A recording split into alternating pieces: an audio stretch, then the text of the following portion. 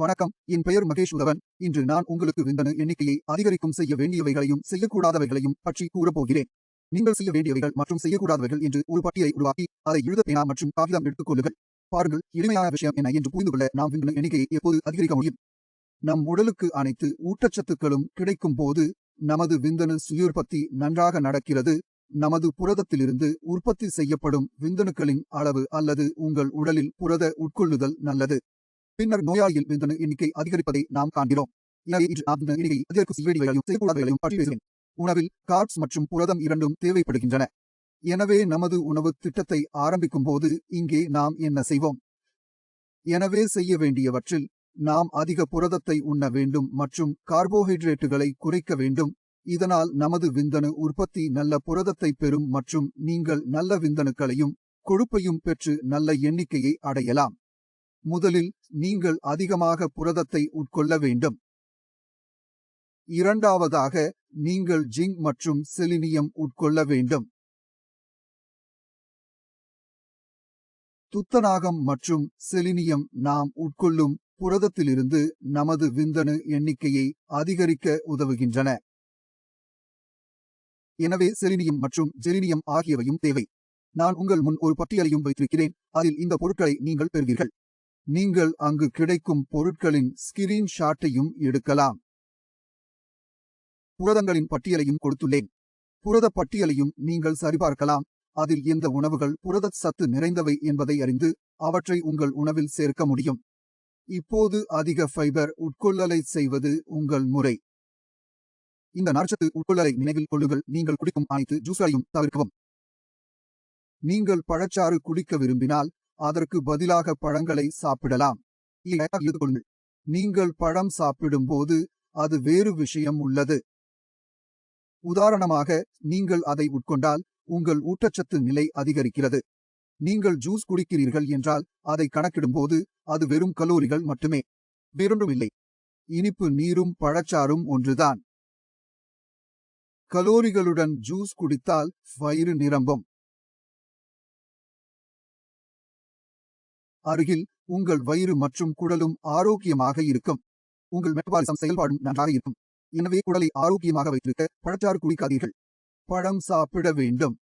எனவே பழம் உண்பது கட்டாயம். கொட்டைகளை சாப்பிடுவதும் கட்டாயம். நீங்கள் வீட்டு உணவை சாப்பிட வேண்டும், செயலாக்கப்பட்ட உணவை அல்ல. இந்திய கலாச்சாரத்தில் உள்ள மிகப்பெரிய பிரச்சனை என்னவென்றால் நாம் வெளியில் உணவு அதிகம் உண்கிறோம். நான் மைதா, பர்கர், பீட்சா, சௌமேன் போன்ற உணவுகளை சாப்பிடுவது. இந்த விஷயங்களை எல்லாம் தவிர்த்து விடுங்கள். வீட்டில் செய்த உணவை சாப்பிடுங்கள். பருப்புடன் சாப்பிடுங்கள். பச்சை காய்கறிகளை சாப்பிடுங்கள். பிரச்சனை ஒன்றுமில்லை. ஆனால் நீங்கள் இங்கே உங்கள் உணவு தேர்வுகளை மாற்றினால் பர்கர், சௌமின் போன்றவற்றை சாப்பிட வேண்டாம். இது உங்கள் குடலை ஒரு வழியில் கட்டுப்படுத்தும். அல்லது நீங்கள் அதிகமாக அசைவ உணவுகளை சாப்பிடுகிறீர்கள். இன்னும் இது உங்கள் வயிற்றை பலவீனமாக்குகிறது. குடல் பலவீனமாக இருந்தால் உங்கள் விந்தணுக்களின் எண்ணிக்கையை அதிகரிப்பதில் சிக்கல் இருக்கும்.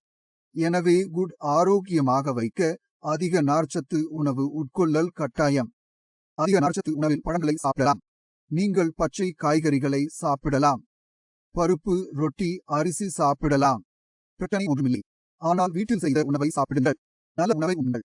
இதற்கு பிறகு நமது விந்தணு எண்ணிக்கையை அதிகரிக்க வேண்டிய நேரம் இது. ஏனெனில் பல நோயாளிகள் தங்கள் ஸ்பெர்ம் கவுண்ட் அதிகரிக்கவில்லை என்று கூறுகிறார்கள். இதற்கு பின்னால் பல வேறுபட்ட காரணங்கள் இருக்கலாம்.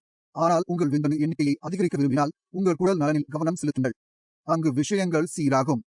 நீங்கள் எப்போதாவது பெருங்குடல் அழற்சி நோயாளி அல்லது IBS நோயாளியாக மாறியிருந்தால் இவை மிகவும் சாதாரணமான சொற்கள். பெரும்பாலான நோயாளிகளுக்கு தெரியும். ஆனால் உங்களுக்கு தெரியவில்லை என்றால் இந்த வீடியோவில் சில அறிகுறிகளை நான் உங்களுக்கு சொல்கிறேன்.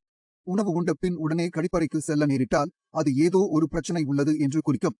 எனவே நீங்கள் இது போன்ற ஏதேனும் பிரச்சனையில் இருந்தால் உங்கள் வயிற்றுக்கு கவனம் செலுத்துங்கள்.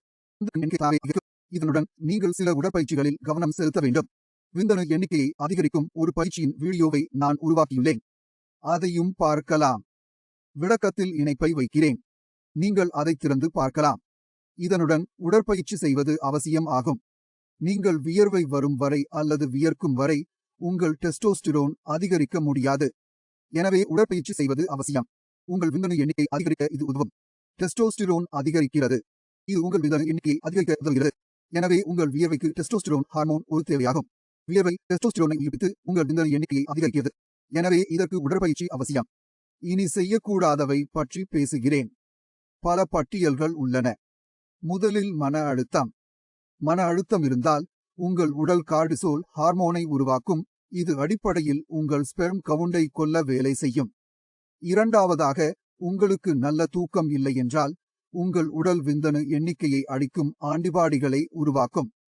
உங்களுக்கு நல்ல தூக்கம் இல்லை என்றால் நன்றாக தூங்குவது அவசியம். மூன்றாவதாக, நீங்கள் புகைப்பிடித்தலையும் மதுவையும் நிறுத்த வேண்டும். ஏனெனில் ஆல்கஹால் உங்கள் கல்லீரலை பாதிக்கிறது. கல்லீரல் உங்கள் குடலின் ஒரு பகுதியும் கூட. உங்கள் குடல் மோசமாக இருந்தால் அது உங்கள் விந்தணு எண்ணிக்கையை அதிகரிக்க உதவாது.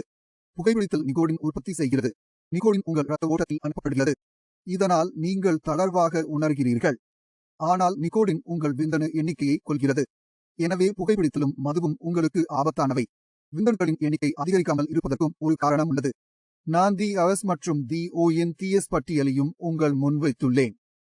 நீங்கள் அதை பார்த்து ஸ்கிரீன்ஷாட் எடுக்கலாம். பழங்களிலும் காய்கறிகளிலும் காணப்படும் புரத உணவுகளை நான் குறிப்பிட்டுள்ளேன். அசைவ உணவுப் பொருள்களிலும் குறிப்பிட்டுள்ளேன். இந்த விஷயங்களையும் கூட பின்பற்றுங்கள். இது உங்கள் விந்தணு எண்ணிக்கையை அதிகரிக்க மிகவும் உதவும்.